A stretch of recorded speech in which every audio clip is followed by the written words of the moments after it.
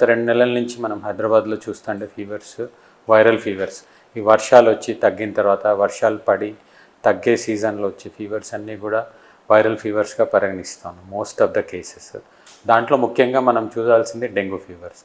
ఈ మధ్యకాలంలో గత నెలలో చాలా వరకు ప్రజలు డెంగ్యూ బారిన పడినట్లు మనం వార్తల్లో కూడా చూస్తున్నాం.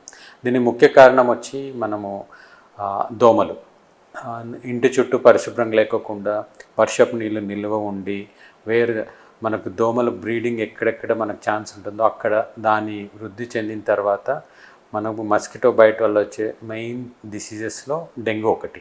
అలాగే మలేరియా, చికెన్ గున్యా ఉన్నా కూడా ఎక్కువ హాస్పిటలైజేషన్స్ ఈ మధ్య చూసింది వచ్చి డెంగ్యూ ఫీవర్. ముఖ్యంగా డెంగ్యూ ఫీవర్లో ముఖ్య లక్షణాలు high grade fever, severe joint pains అంటాం, బోన్ బ్రేకింగ్ ఫీవర్ లాగా, తలనొప్పి, పెరియార్బిటాల్ పెయిన్ అంటాం, కంటి చుట్టూ నొప్పి, హెడేక్, ఇవన్నీ కూడా ఫస్ట్ 2-3 డేస్ ఉంటాయి. ఈ టైంలో యూజువల్గా మనము పారాసిటమాల్ తీసుకొని ఎక్కువ గుడ్ హైడ్రేషన్, బాగా నీళ్ళు తాగి ఇంట్లో రెస్ట్ తీసుకోవచ్చు. కానీ ఎంతకు ఫీవర్ తగ్గకోకుండా ఇలాగే 2-3 రోజులు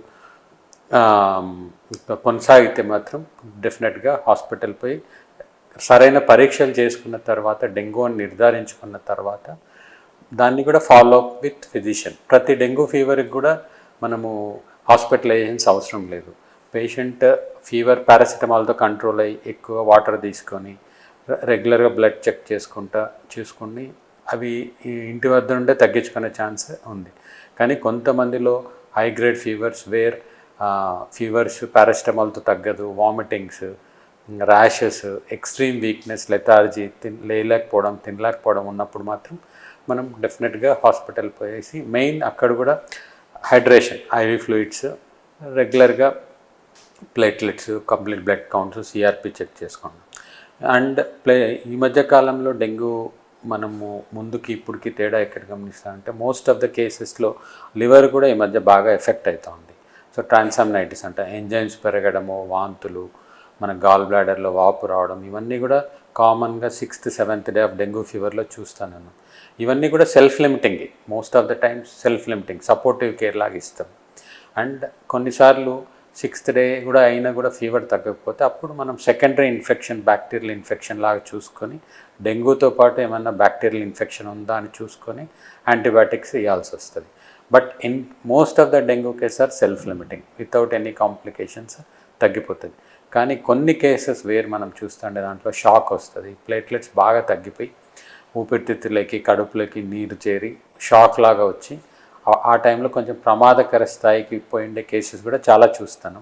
అట్లాంటి కేసెస్లో మోస్ట్లీ మనము ఐసీయూకి షిఫ్ట్ చేసి అవసరం అనుకుంటే మరి వెరీ మినిమల్ కేసెస్లో మనము తెల్ల రక్త కణాలు అంటే ప్లేట్లెట్స్ ఎక్కించేది ఉంటుంది. అది కూడా చాలా తక్కువ శాతంలో ఎక్కిస్తాం. ఈవెన్ అంటే షాక్ వచ్చినప్పుడు కూడా మిగతా హైడ్రేషను, మిగతా సపోర్టివ్ కేర్తోనే ఎక్కువ శాతం ఇంప్రూవ్ అయ్యే ఛాన్సెస్ ఎక్కువ ఉన్నాయి. ఇది డెంగ్యూ గురించి. మిగతా ఫీవర్స్ చూసుకుంటే ఇప్పుడు రీసెంట్గా చూస్తుండేది నార్మల్ వైరల్ ఫీవర్స్ లాగా పేషెంట్స్కి ఒక్కరోజు వాంతులు, విరోచనాలు కావడము, తర్వాత ర్యాషెస్ రావడము, తర్వాత అవంతకవే తగ్గిపోతున్నాయి. ఈ మధ్య కాలంలో చూస్తుండే ఫీవర్స్ ఏ టెస్ట్ చేసినా కూడా అన్నీ నెగిటివే ఉంటాయి. దీంట్లో మనం కామన్ వైరల్ ఫ్లూయిడ్స్గా పరిగణించి just Dolo, paracetamol, fluids, rest. And one more, ఈ ఇయర్ చూస్తుండే కేసెస్లో ఎక్కువ శాతము సివియర్గా joint pains. So dengue negative ఉంటుంది, మిగతా ఏమన్నా టెస్టులు చేసినా కూడా అన్నీ నెగిటివ్ ఉన్న తర్వాత ఇట్లాంటి కేసెస్లో ఒక వారం తర్వాత చికెన్ గున్యా ఐజీఎం అని చేస్తాం, యాంటీబాడీస్. ఒక వారం 8 రోజుల తర్వాత చేస్తే కొద్ది శాతం మందిలో పాజిటివ్ వస్తుంది, అంటే చికెన్ గున్యా. దీనికి కూడా ట్రీట్మెంట్ ఏముండదు. దాన్ని జాయింట్ పెయిన్స్, వీక్నెస్ని దాన్ని సేమ్ అనాలిసిక్స్, సపోర్టివ్ కేర్తోనే దీన్ని మనం నియంత్రణలో పెట్టుకోవచ్చు. బట్ అది ఎన్ని రోజులకి తగ్గుతుంది అనేది ఇండివిజువలైజ్డ్. కొంతమందికి వారం 10 రోజులే నొప్పులు తగ్గిపోతున్నాయి, కొంతమందికి 1-2 నెలలు కూడా పట్టే ఛాన్స్ ఉందన్నమాట. సో అనవసరమైన యాంటీబయాటిక్స్, అనాలిసిక్స్ వాడుకోకుండా just paracetamol, supportive care, vitamins, calcium, మిగతా ఇట్లాంటి టాబ్లెట్స్ తీసుకొని కొద్ది రోజుల్లో నిదానంగా ఫేడ్ అయిపోతాయి అన్నమాట.